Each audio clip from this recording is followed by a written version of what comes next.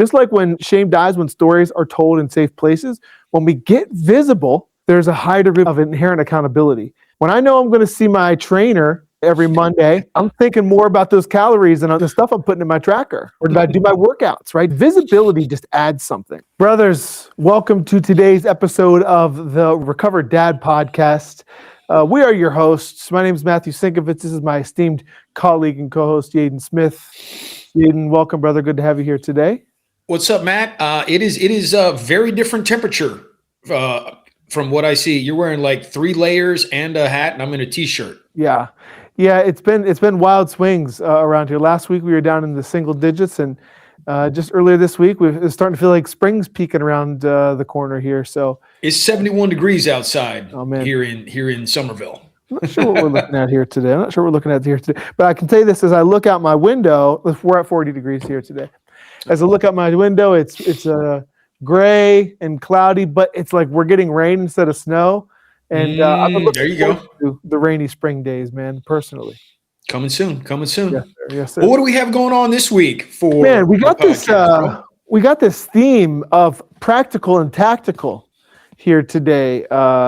Ed and I were conversing a little bit prior to the episode today, and he said, "What do we got?" I said, "I want to give tips and tools for practical, tactical recovery here today." We give a lot of story-based teachings here, which are always beautiful. We always extract a lot of great lessons to apply to the recovery journey today. And you know, as we walk this together. And today, I felt inspired to just give some practical, tactical tools that you can apply to your day-to-day recovery process. Some real tools similar to what we provide inside the Liberation Bootcamp. Right on, man. I love it. Yeah, I love it. Practical and tactical. So if you're listening out there, not if you're listening, obviously you're out there listening. Yeah. So listeners, we got practical steps, tactical steps that you can start applying today. Yes, sir. Yes, sir.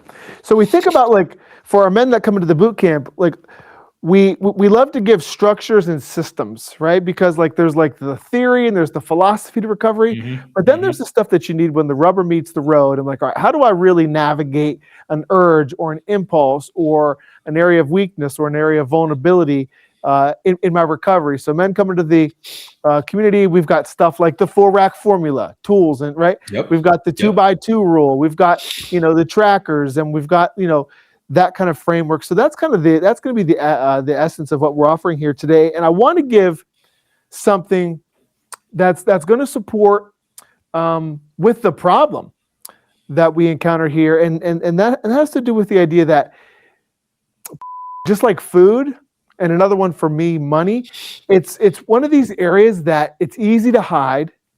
It doesn't come inherently with any sort of structure, or oftentimes opportunity for visibility. In fact, very often it's completely unstructured, and there's a lot of opportunity to hide and be invisible around this work. That's where it resides oftentimes, right? So it can be tricky, and because of the shame and the hiding often that accompanies pornography, we don't often have like a space or an opportunity to talk about, well, how do I get visible around this? How do I create structures, right, that are going to support me in this work? So that's what we're going to kind of work with here today. And I want to give you guys 3 simple steps or keys that you can work with around just that. Like, what are the areas of your life, guys, to set this up, where you find that you consistently fall down or you consistently stumble? Like, if you look over your universe, right? Like the entire realm of your life, right? Where maybe pops up, right? Yeah. If you look at it and you do the investigative work that we do here inside the community, and you put the pen to paper and you really reflect, right? I suspect that you can likely identify some key themes, right? Like, where does most often pop up for you, right? And that's what we want to work with here today. Like, what are these areas of weakness or areas of vulnerability, and work with some tools or some tactics that are going to help you kind of navigate these weak spots in your recovery. So for me, I love it, man. Yeah. Right. Or some examples for you, right? Some common ones. And I want to give you an opportunity to weigh in on this one too. Like, for me, it'd be like, late at night when I'm home alone in front of my device or in front of my screen. Like typically for me, like it's not like an issue like during the day, but for me, those thoughts and like that activity starts to kind of creep up at night. Maybe I'm tired, maybe I'm fatigued, maybe it's the end of my day. Just like I might do great on my diet all day long. At the end of the night, I might want to come home and binge on ice cream or junk. It's like I'm looking for that at night. I'm tired, I'm alone, I'm in front of my screen. That's when it pops up. Another one for me is when maybe I find myself with like open access to the internet, right? Anybody that knows me, the guys in the community, I've got a lot of systems and frameworks in place to kind of keep me in a healthy place for my day-to-day. My computers are locked down. I've got the software on my computer, right? When I'm in my 8 to 5, 9 to 5, like home environment, it's cool, you know? Easy peasy. Yeah. Easy peasy, right? Because I've got all the systems in place. It's when I get outside of that. It's when I find myself in these unusual moments where maybe I am going to be around unfiltered, unmonitored, open access to the internet, et cetera. So what are those areas for you? That's the first step in this process, Scott, is identifying your areas of weakness or your areas of vulnerability. Yeah, man. I'm thinking of, I'm looking it up right now. There's a verse in Proverbs that I'm thinking of. Let me find it real fast. But like identifying and being aware of, okay, here we go. Proverbs 22, verse 3. Ooh. Deep cut. Actually, this is not really a deep cut. Proverbs 22 is a pretty popular chapter of the scripture, right? But this one, whether you are following the path of Jesus or Islam, hint like this particular reference, I think crosses religious lines, right? Because it's real simple. The prudent see danger and take refuge. Yep. But the simple keep going and pay the penalty. There we go. Right? The classic like story of, I walked down this road one day, I fell into a pit. I had to climb out of the pit. Next day I took the road, tried to walk around the pit, didn't work, fell in the pit again. Yeah. Next day, took the same road, tried to jump over the pit, didn't work, fell back in the pit. Yep. Finally, at the end of the week, I took a different road. Exactly. Right. And being able to identify, for me, it's, when my wife is out of town, when my wife is traveling, I know that my inner addict is going to be talking. Yep. It's like, hey, wife's not here. There's nobody in our bedroom, just me. Yep. In the evenings, it's like, hey, freedom. Yeah. I was like, no, dude, this ain't party time. Yep. This is stay in my peace. Yep. Stay connected. But identifying, hey, I know that this is going to be potentially dangerous. Right. Yep. Right.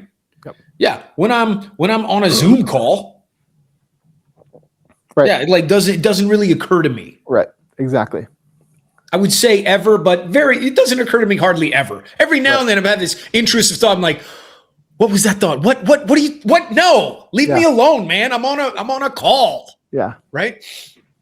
It doesn't occur to me when I'm just going about my day. Right. Right. Maybe engaged, active, having a good time hanging with the fam or something. Right. Like time flies when you're having fun. Right. When I'm out there having fun, when I'm running, when I'm lifting, when I'm jamming with my son on the guitars, like those thoughts don't occur to me. Exactly. It's when I'm sitting here in my office by myself and there's nothing else going on. And the inner addict is like, hey man, you're stressed out. Yeah. You're lonely. You're hungry. You're tired, whatever. Yeah. Let's get a dopamine hit. Exactly. Bing! Exactly. Yeah. So I love that you brought that verse in here, man. That's great. And that is it. And that's also, again, bringing just the tools of the boot camp into the conversation. That's why I like relapse recovery document or the 0-day doc. Yeah. We go back. We don't treat a reset like a big shame episode, right? It doesn't have to be. It could be an opportunity to learn and to grow. So we go through and we say, okay, like what happened here? We put on our investigative hat. We say, what happened here? And let's identify.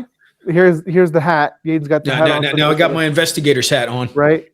So we take a look back and we say, okay, what was the area of vulnerability? What happened here? And we work to identify that, because just to Yaden's, just the Proverbs 22 verse, it's like we ideally we want to like chart a new course. Let's not keep on going down the same road and run into the same problem over and over again.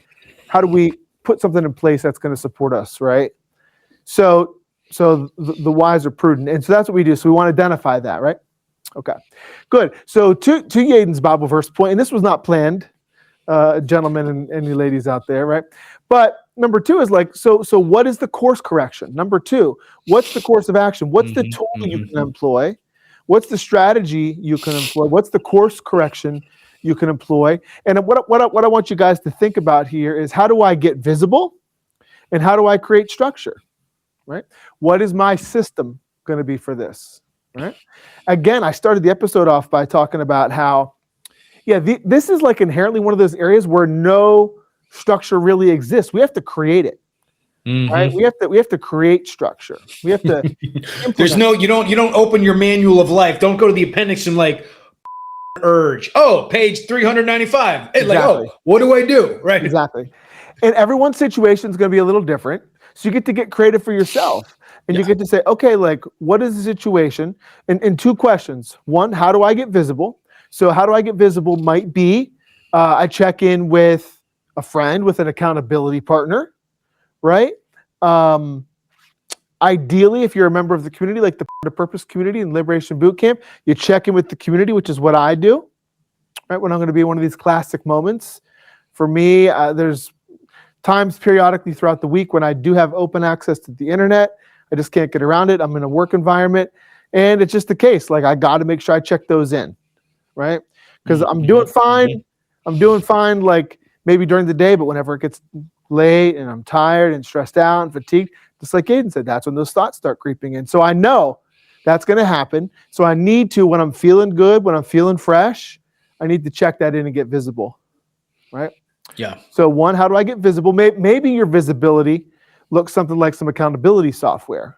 Now, again, for that to work, you have to have a really good accountability partner that actually cares and monitors and watches, and you got some sort of relationship where you're checking in regularly. Yeah. Otherwise, it can just kind of go under the radar. But how am I going to get visible is the first question. And number 2, how am I going to create structure around this? What's my system going to be? All right, guys, I'm going to check in the morning. I'm going to check in the evening. All right, I'm going to make sure the device is out of my house, right? I'm going to make sure, and I'm going to check in before and after. I'm going to make sure I do have that accountability software installed. I'm going to make sure I do have that blocker in place, right? Because I just know at certain points I got to get the alcohol out of the house because I'm going to be vulnerable, and those thoughts are going to start talking. So how do I create structure, and how do I get visible around these moments that I've identified as vulnerable? You know, as you're talking about getting visible, I'm thinking about the book that actually I think we're both reading in the Noble Council. Yes. The Brene Brown, Dare to Lead. And I just was listening to that. I was listening to it on my morning walk, doing my Core 4. And she's at this part where her daughter comes home, and her daughter's all upset in like 3rd grade, like, Mom, I told somebody something that I asked them not to tell anybody. By the time recess was over, the entire class knew. Yep. The class was acting so badly that our teacher took half of the marbles from the marble jar away. This marble jar is what the teacher does when the class makes good decisions. Marbles go in the jar, right? And when it's full, the whole class gets a reward. Right. Well, enough of the class was acting up that half the marbles got taken out of the jar. Yep. And Brene Brown, talking with her daughter, her first response is like, hell yeah, don't ever trust anybody but your mom, nobody else ever again. Yep. Don't ever be vulnerable. Yep. Right? Yep. But then she, obviously that's not what she actually said. She said, that's interesting. And she used this analogy. Who are your marble jar friends? Who are the friends that have earned the right for you to be for you to be vulnerable around? Yeah. Right? Because when we're talking about being visible and having accountability, right? we're not just, don't do a Facebook post, Right. right? That's not the kind of visibility we're necessarily talking about. Right. That's just emotional trauma dumping. Right. That's not actually helpful. Having men in your life that have earned the privilege Right. of being present and witnessing and being there when you're visible, being there for the accountability, because that's such a critical piece. Being able to have conversations, being in the community where there is no shame, there is no judgment, there is no fear. It is safe. It is enclosed, where you really can be authentic, because it is vulnerable to say out loud, "Oh my God, guys, I really like this desire. I don't want the desire, but it's there. The desire to look at is happening right now, and I don't want the desire." Right. Right? It's this weird thing where, like, bro, I don't want this. I didn't wake up this morning thinking, "Oh man, I can't wait for the desire to hit." Right. No. Right. But being able to be visible around that with men who have earned the privilege to hear you out. Yeah. Vulnerability is it's a tender thing, man. And it requires trust. Yeah. If you want me to be vulnerable, I got to trust you, and I got to trust the environment. Right. Yeah. And especially around this conversation, sex has its own inherent kind of like tendency for shame to be present. Like, we've all been kind of conditioned that way, right? Whether through our immediate environment or just our greater environment, like there's oftentimes that shame. And then we bring this piece into it, right? And that's like dumping loads and loads more. So we've got to have an environment where we really, and sometimes it's still difficult leaning in. I'm not perfect with this. I still need to lean in from time to time. Like, hey, went outside the boundaries. I got to get visible, Yeah. But having that environment around us is a critical piece of the puzzle, so we can practice that muscle of visibility, right? So how do we get visible? And what I find is, just like when shame dies, when stories are told in safe places, when we get visible, there's a high degree of inherent accountability. When I know I'm going to see my trainer, right, every Monday, right, I'm thinking more about those calories and the stuff I'm putting in my tracker, right? Or did I do my workouts, right? Just visibility just adds something, right? So how are you going to get visible, and what sort of structure, framework, or system you're going to put in place, right? You got to have like scaffolding you can hold on to with this stuff. Right? Okay, so we've identified the areas of vulnerability. Number 2, we've taken a look at how am I going to get visible? How am I going to create structure? What's the system going to be? And number 3, we deploy. We try it out, right? And then the key, guys, is assessing for performance. So number 3 is, once we've deployed our visibility in our systems, like, okay, I think this is going to work. I'm putting this software, right? I'm going to check in before or after. I'm going to make sure I don't have my devices, whatever it is. I'm putting this system in place on my device. Or I'm going to be visible with my spouse, whatever it is. I'm going to put this in place. I'm going to deploy it. And then the key is making sure that we assess how well did that work. Because what's happened for me in the past is I've put the system in place and be like, okay, got it. I think this is going to hold. I'm cured. Exactly, right? And then what I found out later is there was a hole, there was a leak. That addict voice that showed up, that part of me, the part of me that wants, right, showed up and said, hey, you could just do this. You could just do that. You could just lie. You could just switch this off, right? You could just go over here. Well, you said you were going to do this, but you didn't say you were going to do that, right? Or I said I was going to check in. That worked for the first couple times, but now I stopped checking in. Like, how is my system working? And how do I create a system, or how's my structure of working? And how am I going to create a system that doesn't always just rely on willpower or how I'm feeling that day? Right? You're talking about systems and evaluating systems. I love that perspective, because it takes shame out of the equation, right? It takes it doesn't eliminate personal responsibility. Yeah. But it eliminates blame from the person, right? It shifts the blame from the person to the system, right? Yeah. The system got the outcome that it was designed to get. Yeah. Here's another example. Yesterday, so when we're recording this, today is Ash Wednesday. Ooh. We're recording this on Ash Wednesday. I realized this yesterday. I was at the bank. I saw the little bank calendar. It said Mardi Gras. I'm like, oh, Mardi Gras, also known as Fat Tuesday, also known as Shrove Tuesday. And when I get to Shrove Tuesday, because of my background in youth ministry and everything, I thought pancake supper. All y'all out there who are liturgical, you know what I'm talking about. So I texted my wife and said, hey, instead of Taco Tuesday, let's do pancake supper, Shrove Tuesday style. She's like, sounds great. And so did all that. Then she texted me, she's like, hey, we don't have any ice cream. Apparently, it just got all eaten from last week because we had homemade ice cream sandwiches last week for Taco Tuesday, and all the ice cream was gone. And she said this in a text message. She's been listening to how I talk. She said, can you help me with a system that better, so the ice cream just doesn't get eaten up? Yeah. And so last night at dinner time, talking with the kids, I'm like, hey, y'all, the system we had last week for ice cream worked. Yeah. Unfortunately, the outcome it got was no ice cream. The system we had was a free-for-all. Yeah. Just, we have ice cream, eat it as you kind of want to. Yeah. And what happened with 4 kids in the house? Mm-hmm. It was gone. Yep. So last night, pancake supper, I'm like, here's our system for this week. Yep. Do not eat the ice cream. Yep. Like, I'm saying it real clear. Ice cream is off limits. Do not eat the ice cream. And you out there listening, you might be thinking, like, what kind of system is that? It's like, well, last time we bought ice cream, we didn't say anything. And our kids just kind of free range, free graze, eat, especially my 10-year-old daughter. Like, she was the main culprit for the ice cream. Donuts and ice cream. Donuts and ice cream. Right, it's ice cream. But this time it's like, hey, our system is ice cream is off limits without permission.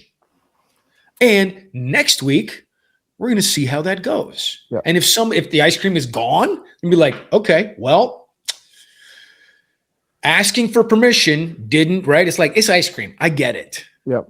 We may have to change the system, but it's not going to be, hey, you're a terrible person because you ate ice cream. It's, oh, you followed the free-for-all system, not the ask for permission system. Yep. Yeah. Right. Excellent analogy, Aiden. So again, Yaden deployed the system, didn't have a system. That was the system. I didn't realize we had deployed a system, but we had. And now we're course correcting. Hey, the book we read at Noble Counsel says, whether you realize it or not, you have a system in place. Yeah. Like, how well is it operating? My system is I don't do anything, or I don't say anything. That's your current system, right? What's the upgrade, right? So maybe just saying, hey, here's the rule in the house. Maybe that's the new system, and getting to evaluate it from there. So deploying the strategy and then evaluating for performance is the key, because likely, especially, if you're anything like me, it's taken many iterations to kind of fine tune my system, because there are leaks. There are things I didn't consider, right? There are times when I just need to make sure is out of my reach, right? So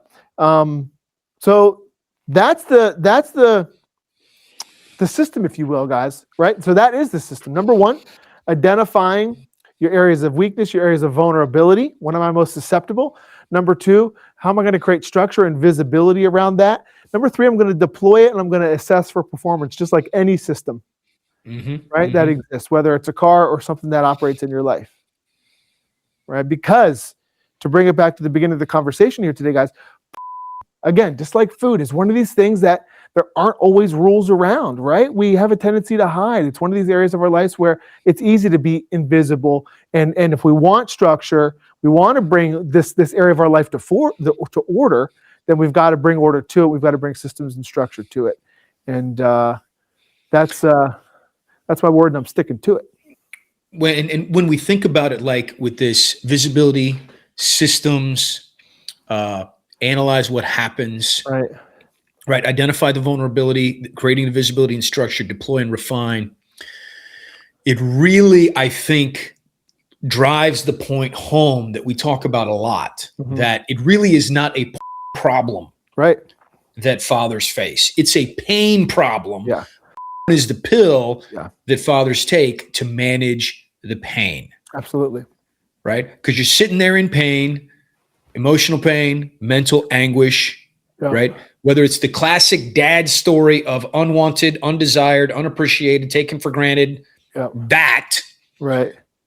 that has been playing out for a week. Yeah. And now you're like, right? It's like, dude, I don't know why one serving of Oreos is 2 Oreos.